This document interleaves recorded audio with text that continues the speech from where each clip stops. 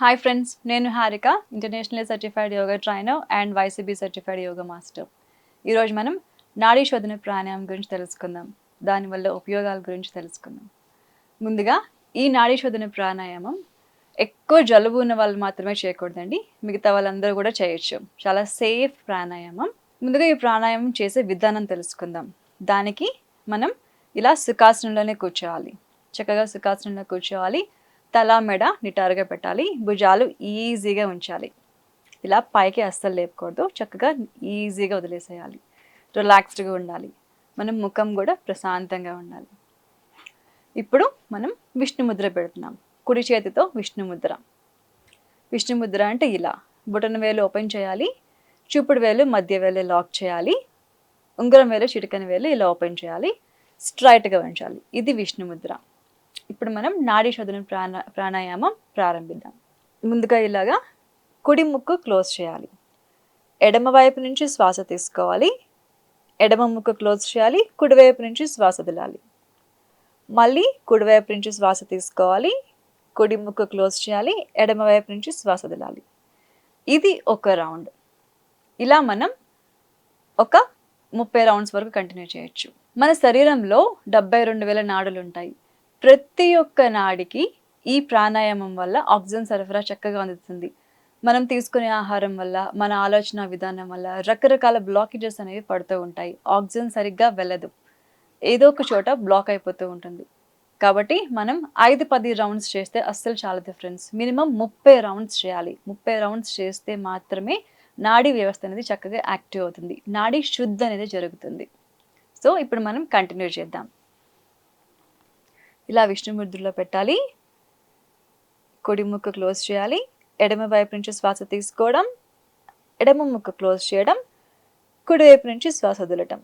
మళ్ళీ కుడివైపు నుంచి శ్వాస తీసుకోవడం, కుడి ముక్కు క్లోజ్ చేయడం, ఎడమ వైపు నుంచి శ్వాస వదలటం.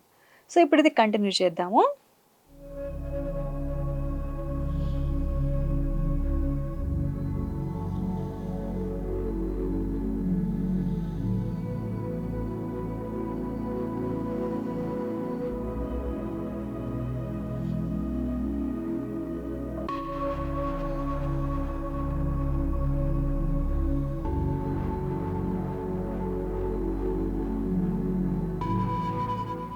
ఈ రకంగా మనం 30 రౌండ్స్ చేయాలి.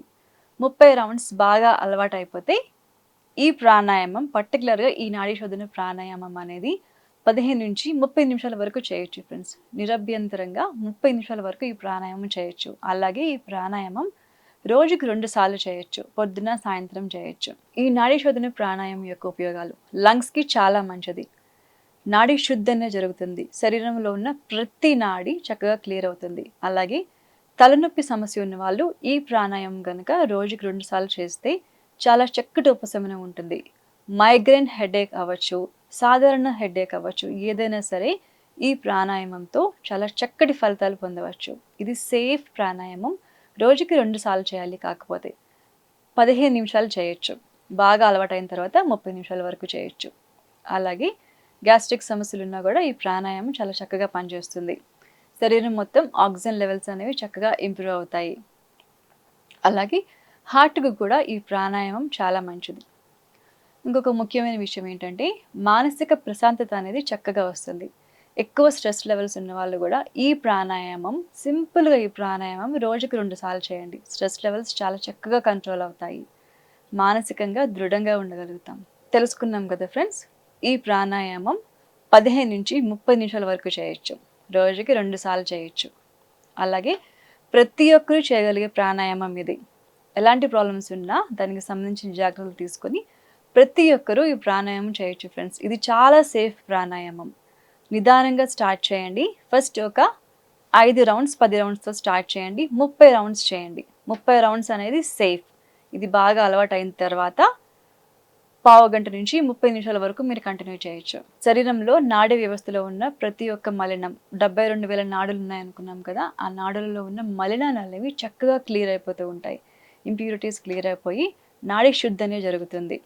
తద్వారా శరీరంలో ఉన్న ప్రతి ఒక్క అవయవానికి ఆక్సిజన్ సరఫరా అనేది అందుతుంది. అలాగే ప్రతి ఒక్క అవయవం చాలా హెల్దీగా ఉంటుంది. కాబట్టి ఇది అన్ని వయసుల వారు చేయొచ్చు, ప్రతి ఒక్కరూ చేయొచ్చు. కాబట్టి ఈ ప్రాణాయామం ప్రతిరోజు చేయండి, రోజుకి 2 సార్లు చేయొచ్చు. ఓకే ఫ్రెండ్స్, ఒక మంచి ఎపిసోడ్తో మళ్ళీ కలుద్దాం. Thank you.